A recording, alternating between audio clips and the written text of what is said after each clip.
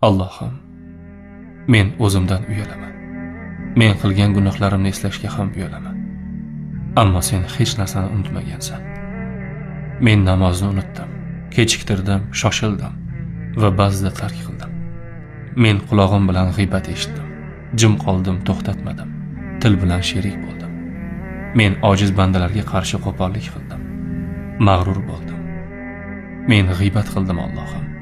Ba'zida kulib, ba'zida jiddiy, ba'zida oddiy suhbat deb o'ylab, biror kishining yo'qligidan foydalanib hurmatini yerga urdim. Men yolg'on gapirdim. Haqqi bor joyda haqsizlik qildim. Qasamlarim yolg'onga aralashdi. O'zimni oqlash uchun boshqasini qoraladim. Allohim, men har kuni gunoh qildim. Ba'zan bilib, ba'zida bexabar. Ba'zan yuragim og'rib qildi.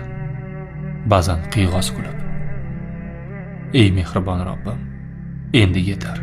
Yetar jinoyatlarim, yetar qilmishlarim. Allohim, men kechirim so'rayman. A'zolarim guvohlik berganida qayerga yashirinaman? Ey tavbalarni qabul qiluvchi zot, u tavba qildi va biz uni qabul qildik degan bandalaring safiga qo'shgan. Shundan umidvorman.